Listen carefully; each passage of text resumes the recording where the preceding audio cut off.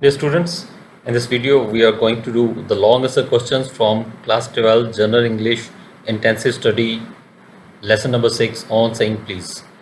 So let's begin.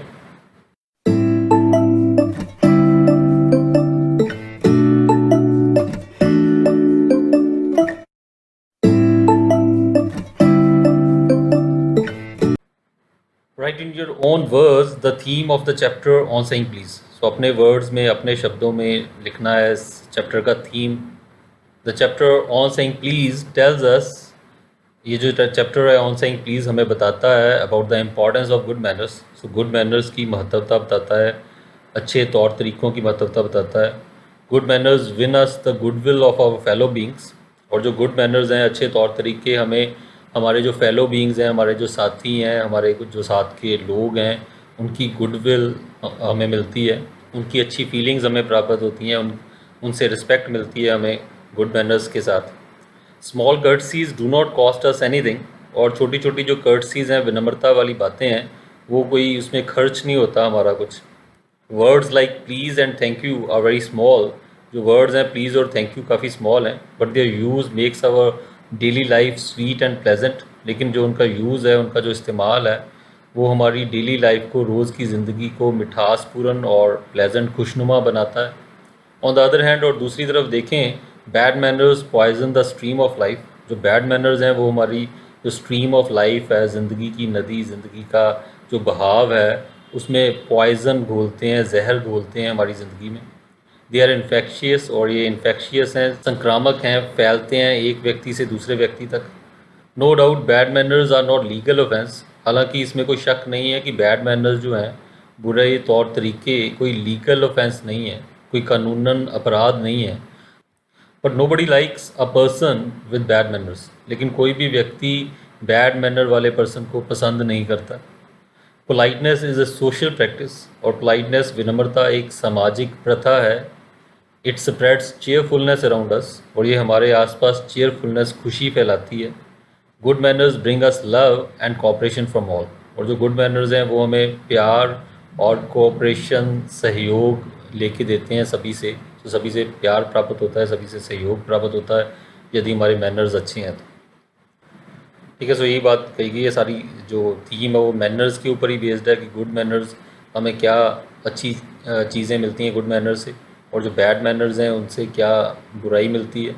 और bad manners हालांकि legal offence नहीं है, कानूनन अपराध तो नहीं है, लेकिन ये एक सोशल प्रैक्टिस है, एक सामाजिक प्रथा है, सो जिसका हमें पालन करना चाहिए.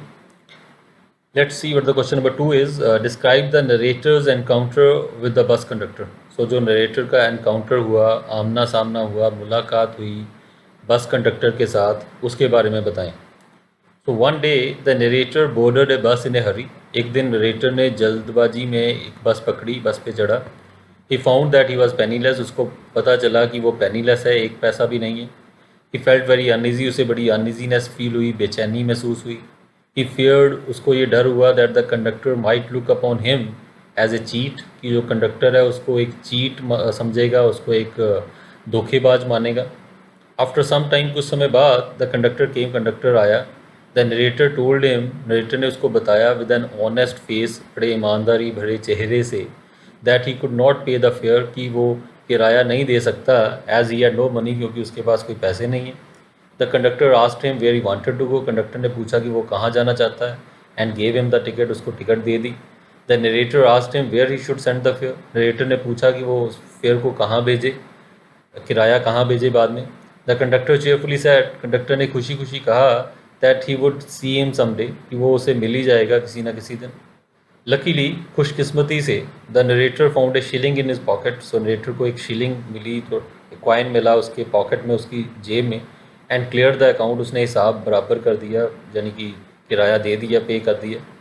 But that fact did not lesson the good impression of the conductor on the narrator. लेकिन ये जो फैक्ट है, कौन सा फैक्ट कि उसने किराया दे दिया, तो इसने भी लेसन नहीं किया, कम नहीं किया उस गुड इम्प्रेशन को, अच्छे प्रभाव को कंडक्टर के ऑन द नरेटर, नरेटर के ऊपर उसका जो अच्छा प्रभाव है वो कम नहीं हुआ.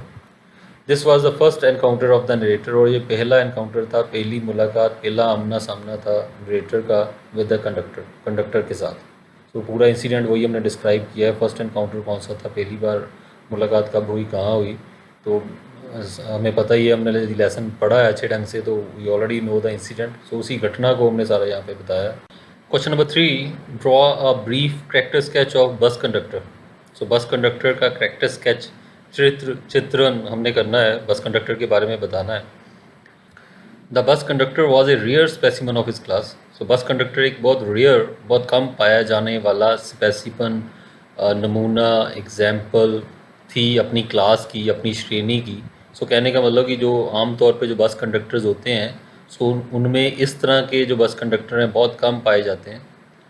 He was a man of good nature, वो एक अच्छी नेचर वाला आदमी था। He was polite with the passengers, वो पैसेंजर्स के साथ बड़ा पोलाइटली पेश आता था, विनम्र रहता था।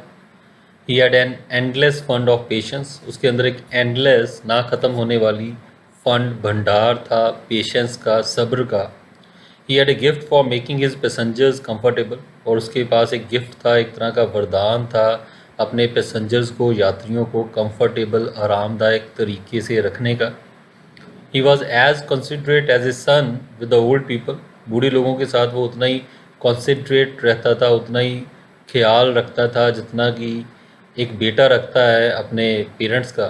विद चिल्ड्रन, बच्चों के साथ he was as caring as a father, और बच्चों के साथ उतना केयरिंग था, उतना ही ख्याल रखता था जैसे एक फादर, एक पिता अपने बच्चों का रखता है। He had a warm place in his heart for young people, और जो यंग पीपल थे, जो नौजवान लोग थे, युवा लोगों के लिए भी उसके मन में एक गर्म स्थान था, एक अच्छा दोस्ताना स्थान था। इफ़ इट वॉज रेनिंग, और यदि रेन हो रही हो, बारिश हो रही हो, he would run up the stairs, तो वो सीढ़ियाँ चढ़ के ऊपर जाता था बस के ऊपर वाले फ्लोर पे, टू ब्रिंग सम पैसेंजर्स इन, कुछ यात्रियों को अंदर लेके आने के लिए। If he had a blind man on board, और यदि कोई अंधा व्यक्ति चढ़ जाता था बस पे, तो he would set him on the payment, तो वो उसको पेमेंट पे, फुटपाथ पे, किनारे तक कम से कम जरूर छोड़ के आता था। The narrator once boarded his bus in ए हरी, और एक बार नरेटर ने उसकी बस को जल्दी में पकड़ा, जल्दी से बस में चढ़ा। He forgot to carry any money, so वो कोई भी पैसे लेके जाना भूल गया। Yet the conductor gave him a ticket, फिर भी कंडक्टर ने उसको टिकट दे दी। He was greatly impressed by his behaviour, वो उसके बिहेवियर से बहुत ज़्यादा इम्प्रेस्ड हुआ, प्रभावित हुआ कंडक्टर के बिहेवियर से। There was always an atmosphere of good temper, और हमेशा एक जो एटमोसफियर, इस तरह का वातावरण रहता था गुड टेम्पर का, अच्छे मिजाज का, एंड काइंडलीनेस और दयालुता का इन इस बस, उसकी बस में इस तरह का एटमोसफियर रहता था, वातावरण रहता था। ए जर्नी विद हिम, और उसके साथ जर्नी करना, सफ़र करना, वाज ए लेसन, वो अपने आप में एक लेसन था, अपने आप में एक सबक सीखने के बराबर था, in natural courtesy and good manners. So natural courtesy, प्राकृतिक विनम्रता, और गुड मैनर्स, अच्छे तौर तरीक़ों का सबक मिलता था उसके साथ सफ़र करके बस कंडक्टर के साथ। So this is what the character sketches, और उसमें हमने बताया क्या क्या खूबियाँ थी। सो मेन बातें तो यही है कि ओल्ड पीपल के साथ कैसा बिहेवियर था, ठीक है, और बच्चों के साथ कैसा बिहेवियर था, यंग पीपल के साथ कैसा बिहेवियर था, ये सारी बातें बताई। जब बारिश हो रही थी, होती थी, तो क्या करता था, ब्लाइंड कोई पैसेंजर हो उसके साथ क्या करता था। So all these things have been written, so ये सारी चीज़ें हमने लिखी हैं। और उसके बाद वो ब्रीफली इंसिडेंट भी डिस्क्राइब किया है, जो नरेटर का बस कंडक्टर के साथ जो एनकाउंटर हुआ, जो आमना सामना हुआ, जो मुलाकात हुई, उसके बारे में भी हमने बताया। So this is what these questions are. So these are very very simple questions. I hope you have understood all these questions. Again, you can add a few lines more, or you can make the modifications according to what you feel right.